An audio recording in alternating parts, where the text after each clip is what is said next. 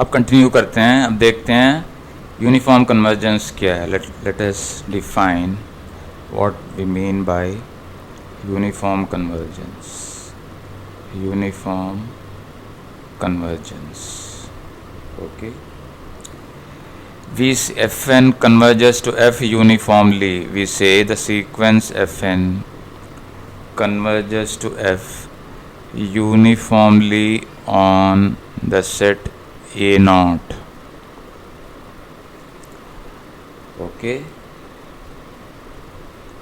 if and only if there exists a natural number. Okay, if for each epsilon greater than 0, if for each epsilon greater than 0 there exists a natural number k, this depends only on epsilon, is depending only on epsilon, this k depending only on epsilon.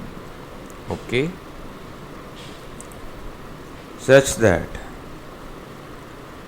कैसे, वही condition है. Okay, satisfying the condition such that whenever if we take any n greater than natural number k, this means we must have fn x minus fx must be less than epsilon for each x in a naught. देखो यहाँ पे क्या है यहाँ पे. Okay, so this happens for each x, for every x this k depends is only on epsilon, it is independent of this. इसको लिखते, इसको सिंबॉलिकली कैसे लिखेंगे? we write it as, it is written, we write it as, इधर ऐसे सीधा लिखो fn converges to f uniformly on a naught, और एक और नोटेशन है, this double arrow notation, you can also use fn on a naught. अब एक लेमा देखते हैं जो कहता है कि अगर यूनिफॉर्मली कन्वर्जेंट ना हो तो उसके लिए necessary and sufficient condition. Okay, इसी को रख के will be using the solving the problems. Necessary and sufficient condition for the failure of uniform convergence, for the failure of uniform convergence.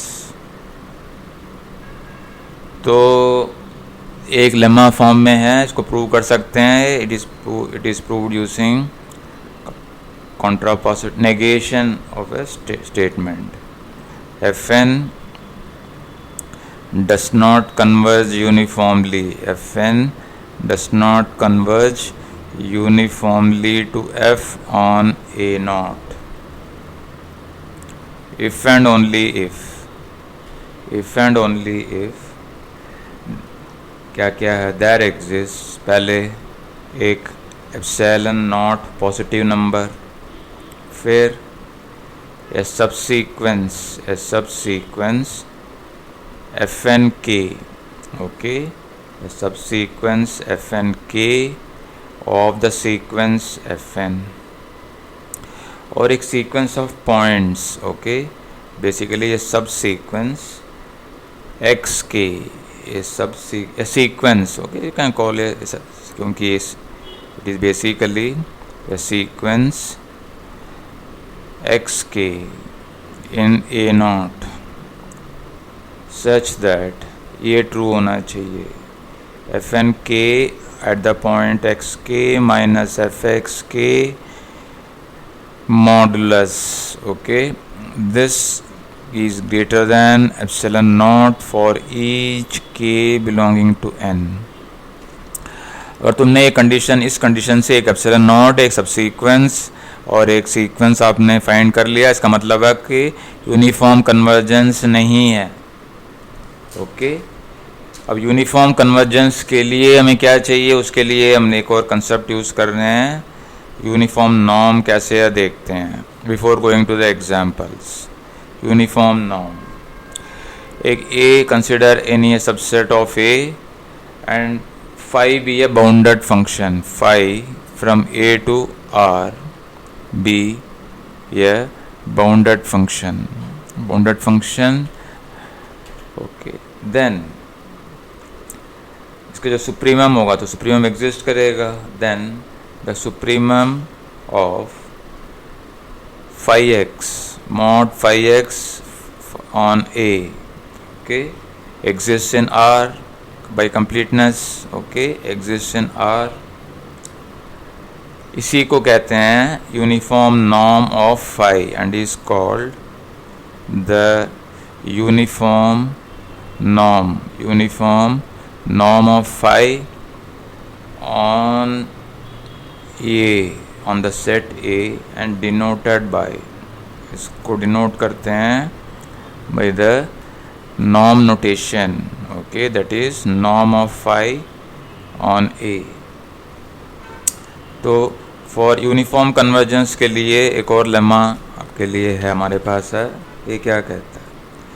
देखो, इसके लिए हमें क्या चाहिए, हम इस नॉर्म जब भी यूज़ करोगे तो हमें function must be bounded.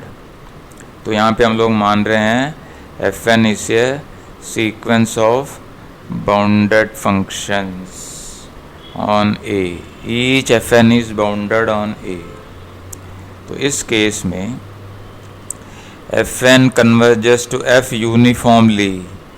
Fn converges to F uniformly on A to F, on the set A to F, if and only if norm of Fn minus F on the set A, a sequence of real numbers हैं, this sequence converges to 0. इसको use जब भी करोगे तो please make it sure that this has to be bounded. This condition is essential. Okay, norm तभी हम लोग use कर सकते हैं. आगे देखते हैं एग्जाम्पल.